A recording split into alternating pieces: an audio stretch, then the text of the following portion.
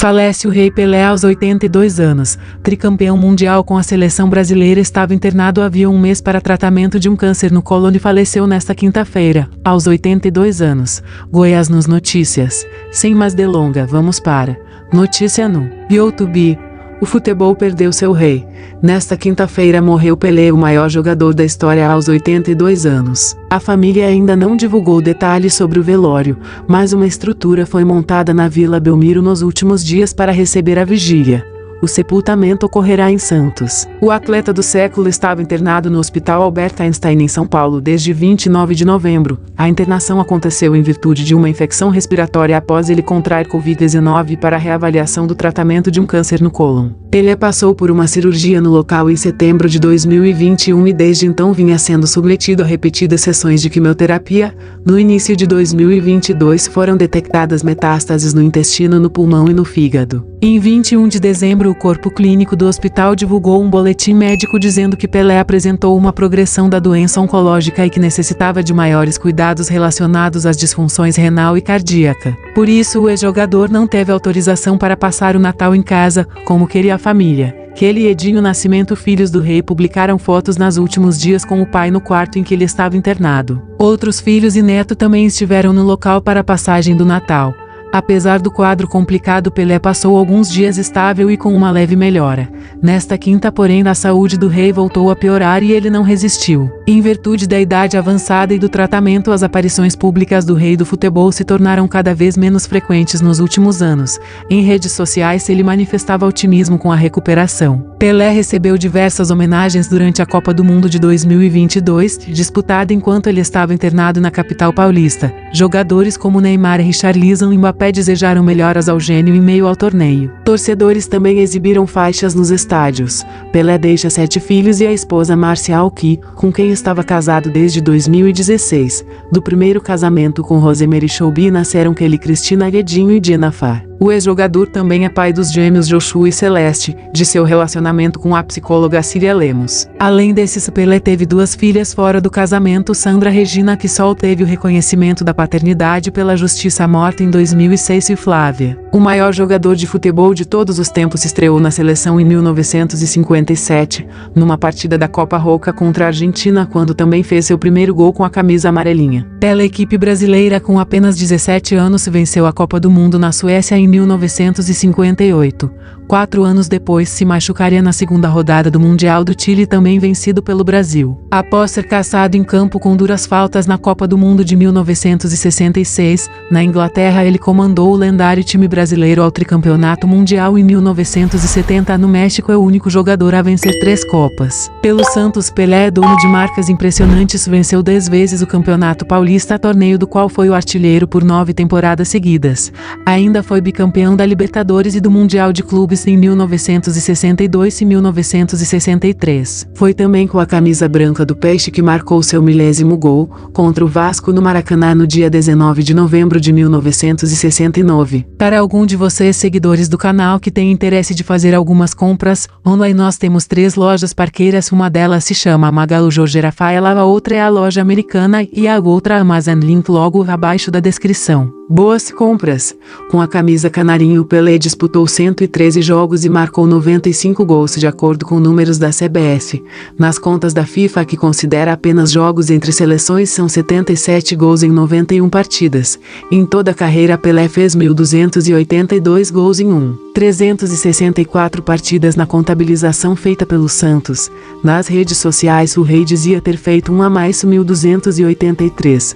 Vida e obra. O garoto Edson ainda não tinha completado 10 anos quando viu o pai Dondinho chorando ao lado do rádio. A seleção brasileira havia acabado de ser batida pelo Uruguai na dolorosa derrota do Maracanã, na final da Copa de 1950, enterrando o sonho de toda a nação de ser campeão do mundo. Aquelas lágrimas levaram Dico, como era chamado na casa dos Arantes do Nascimento em Bauru, a uma promessa: ganharia um mundial para o pai se ele parasse de chorar. Dico pouco depois se transformaria em Pelé e cumpriria aquele juramento. Venceria não só uma, mas 3 Copas. Com sobras ainda se tornaria o maior jogador de futebol de todos os tempos e ícone máximo de um um esporte que para muitos é religião. Virou rei e conquistou o mundo e hoje seus súditos choram a sua morte aos 82 anos. Levará consigo marcas que talvez nunca sejam superadas. É o único tricampeão do mundo, a primeira taça vencida ainda como adolescente aos 17 anos na Suécia, contou 1.281 gols, 95 deles pela seleção numa carreira de 21 anos que começou no Santos em 1956 e terminou no Cosmos de Nova York em 1977. Sem as chuteiras, tornou-se um astro internacional, foi astro de cinema, gravou discos e emprestou sua imagem para vender uma infinidade de produtos,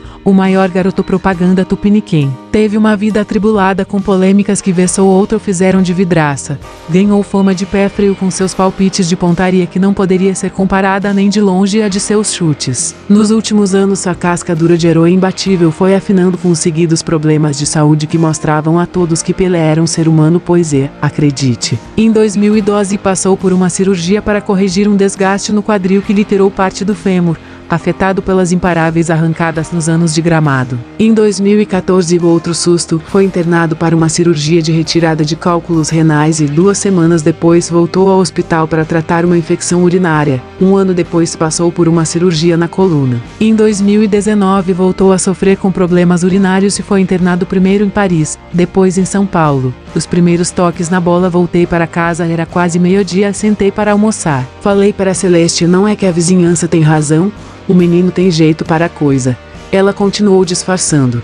Eu insisti, se continuar assim acho que o Pelé vai longe. Aí ela se virou depressa, aqui Pelé? Eu emendei, quero dizer o Dico. Imaginem que lá no campo todos chamam o Dico de Pelé. A Celeste não se aguentou, vê se não troca o apelido do menino. Foi assim que Dondinho contou sobre a primeira vez que viu o filho jogar no Bauru. Atlético Clube BAC, em relato publicado pela Folha de São Paulo em 20 de novembro de 1969, dia seguinte ao do histórico gol de pênalti sobre o Vasco no Maracanã, o milésimo de Pelé. Exímio cabeceador, Dondinho rodou pelo interior do país atrás de uma bola. Em Três Corações, MG serviu ao exército e fez seus gols pelo Atlético da cidade. Ali conheceu Maria Celeste e o casal teve seus 3 filhos, Edson, Jair e Maria Lúcia. Em 1940, mesmo ano em que Pelé nasceu, chamou a atenção do Atlético. O Gé foi a Belo Horizonte e fez uma única partida, sofreu uma grave lesão contra o São Cristóvão do Rio, que enterrou sua chance numa equipe grande. Foi para Bauru na metade daquela década para atuar pelo Baquinho, como era chamada a equipe do interior paulista. Foi bem e venceu o torneio do interior de 1946, mas Dondinho não imaginava a contribuição que daria ao futebol ao permitir que o filho treinasse pelo quadro juvenil do clube. Ali Dico virou Pelé, uma confusão com o nome que o garoto gostava de usar ao fazer defesa, assim ele atuava no gol, uma homenagem a Bilé, goleiro do Vasco de São Lourenço, MG, onde o pai jogou antes de chegar ao BAC. A alcunha irritava o menino tanto quanto a dona Celeste, mas pegou. No começo dos anos 1950, o ex-jogador Valdemar de Brito foi contratado pelo clube bauruense para cumprir papel de observador técnico. Impressionado com Pelé, com só 15 anos, convenceu a família a deixá-lo partir para Santos, onde aquele menino ergueria seu reino. Durante a viagem, os olhos de meu filho brilhavam. Ele não parecia nada triste com a separação. Olhava tudo pela janela, acho que logo se esqueceu das lágrimas da mãe.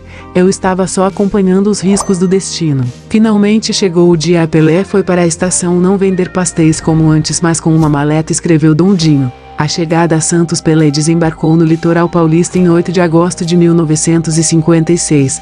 Estrearia com a camisa alvinegra quase um mês. Depois, no dia da independência do país, num amistoso contra o Corinthians de Santo André, entrou em campo no segundo tempo no lugar do artilheiro Del Vecchio e marcou o 6º gol santista. A partir dali, nem o clube nem Pelé seriam os mesmos. O jogador participou de seu primeiro campeonato paulista em 1957, quando foi artilheiro, condição que repetiria nas 8 temporadas seguintes, com Pelé. O Santos, que até então havia vencido o estadual apenas 3 vezes, 1935, 1955 e 1956, somou outras 10 taças à sua coleção. De coadjuvante regional, o clube seria lançado ao posto de protagonista mundial com seu novo astro, Pela equipe da Vila Belmiro, Pelé anotaria 1.091 gols e seria o principal nome de uma constelação de craques como Gilmar, Zito, Pepe, Dorval, Mengalvio, Clodoaldo e Coutinho, entre tantos. Com eles venceu também 5 vezes a Taça Brasil entre 1961 e 1965, a Taça Roberto Gomes Pedrosa 1968, a Libertadores 1962 e 1963 e o Mundial nos mesmos anos, além de uma infinidade de troféus de menor expressão. Rei de Copas precoce, Pelé iniciou sua história na seleção ainda em 1957, campeão da Copa Roca. A convocação para a Copa do Mundo do ano seguinte na Suécia, porém, ainda era um sonho para o menino. Mas Vicente Feola voltou a apostar no garoto de 17 anos para o torneio na Europa. Na preparação durante um amistoso contra o Corinthians no Pacaembu, Pelé recebeu uma entrada do zagueiro Ari Clemente e se machucou. A lesão quase o tirou do Mundial, mas sua viagem foi bancada pela comissão técnica. Camisa 10 escolhida de forma aleatória, menos para quem acredita em destino. Pelé estrearia apenas na terceira partida contra a União Soviética. Nas quartas de final, o jovem atacante marcaria seu primeiro gol em Copas contra o país de Gales, o da vitória por 1-0. Na semi contra a França, Pelé passeou o Fez 13 e colocou o Brasil na final para enfrentar o time da casa, uma goleada de 5-2, 2 gols do jovem atacante. No estádio Razunda em Estocolmo, Dico chorava nos ombros de Gilmar ao cumprir a promessa feita 8 anos antes. 4 anos depois, no Chile, Pelé já era uma estrela mundial. Os olhos das arquibancadas, assim como os dos adversários, já o procuravam pelo campo. Na segunda rodada, porém, o inesperado, o craque arriscou um chute de longe, sentiu uma forte dor e foi ao chão. Um estiramento tirava da Copa o principal atleta da seleção. Outro fora de série então chamou a responsabilidade e carregou a equipe ao bicampeonato. De pernas tortas, Garrincha preencheu o vazio deixado por Pelé com maestria. O torneio de 1966 foi decepcionante. O Brasil fez uma preparação conturbada, Pelé foi caçado pelos rivais, e o time caiu sem passar pela fase de grupos. A má impressão deixada na Inglaterra seria apagada logo na Copa seguinte, no México, com a lendária seleção de 1970. A mais celebrada equipe de todos os tempos venceu os 6 jogos e trouxe a taça Jules Rimet para o Brasil definitivamente. Alguns dos mais lembrados lances de Pelé têm os estádios Jalisco e Azteca como cenários, inclusive os que não balançaram as redes, como a tentativa de encobrir o goleiro Viktor da Tchecoslováquia com um chute do meio-campo, o incrível drible de corpo em Mazurkiewicz na semifinal contra o Uruguai, ou o cabeceio que obrigou Gordon Banks da Inglaterra a fazer a mais bela defesa em Copas.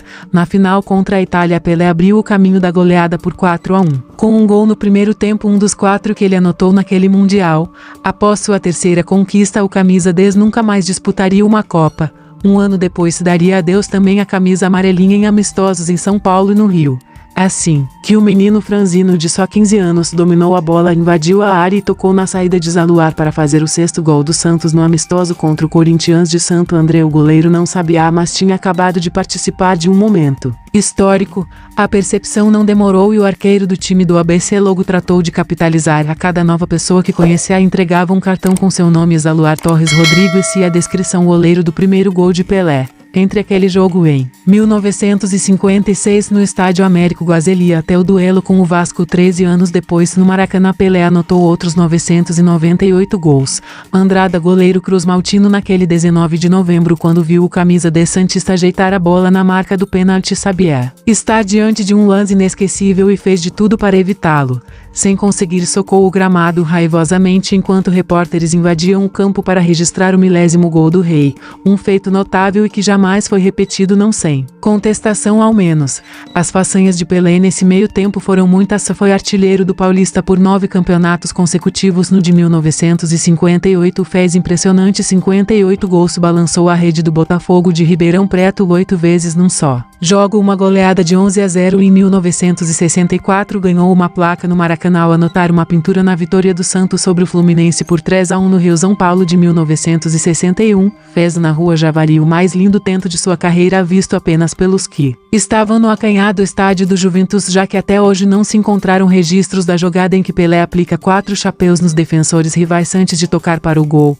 Faltou a ele apenas superar a marca do pai Dondinho, que teria feito 5 gols de cabeça em uma única partida. Chegou perto, com 4. Após a noite em que dedicou o milésimo às crianças do Brasil, Pelé manteve os pés afiados e fez outros 281 gols até 1977, quando deixou os campos de vez no Cosmos de Nova York. Vida de celebridade. Se dentro das quatro linhas Pelé era uma unanimidade, do lado de fora dos estádios sua vida foi recheada de polêmicas típicas das celebridades. O jogador se casou pela primeira vez em 1966 com Rosemary Shoube, com quem teve 3 filhos: Kelly, Cristina, Edson, Edinho e Jennifer. O relacionamento terminou em 1978 e 2 anos depois o rei conheceu a modelo Xuxa Meneghel com 17 anos à época. O namoro, acompanhado passo a passo, durou 6 anos. Pelé também teve 2 filhas fora do casamento, reconhecidas por caminhos diferentes na década de 1990. A situação de Sandra Regina foi a que mais abalou a imagem do rei.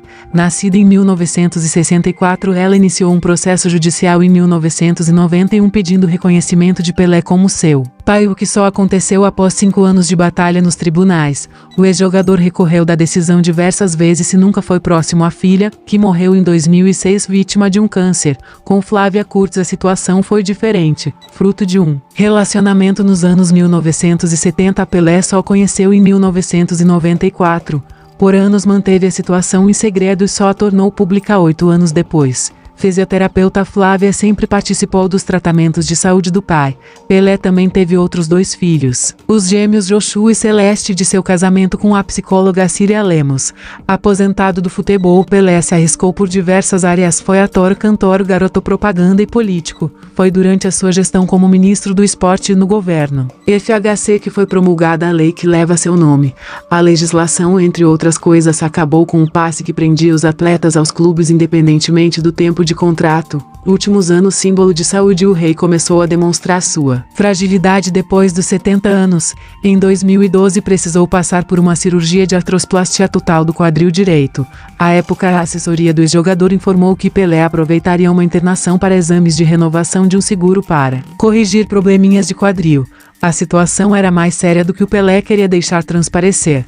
Numa operação de 1h30, os médicos retiraram a cabeça do fêmur e a substituíram por uma prótese plástica, o que obrigou o ídolo a se locomover por um tempo em cadeira de rodas. Na saída do hospital, chorou e agradeceu as mensagens de apoio recebidas. Durante a recuperação, manteve-se recluso para não ser visto em dificuldade. 2 anos depois, cancelou um evento em Santos horas antes do início com um mal-estar. Ficou 3 dias internado após cirurgia para a retirada de pedras nos rins. Posteriormente, numa visita aos médicos para acompanhamento do procedimento, voltou a ser internado, desta vez com uma infecção urinária. E o problema se tornou recorrente. Em 2019 voltou a incomodar e Pelé foi internado em Paris, onde recebeu a visita de Neymar, e depois em São Paulo. Reserve um momento para compartilhá-lo com sua família e amigos. Eu adoraria ouvir sua opinião sobre este conteúdo na secção de comentários, logo abaixo. Até a próxima e obrigada por assistir. Pelé voltou a precisar de cuidados médicos em 2021, quando passou por uma cirurgia para a retirada de um tumor no intestino. Por conta do tratamento agressivo com quimioterapia, a saúde do rei se complicou ao longo de 2022. A doença se transformou no mais duro zagueiro que Pelé já enfrentou, o único pelo qual não conseguiu passar. Entre suas manias, uma chamava a atenção: a insistência de separar suas 2 personas e a de se referir a si mesmo na terceira pessoa, talvez consciente das poucas certezas que a vida tem. Edson morreu. Pelé, a lenda, viverá para sempre.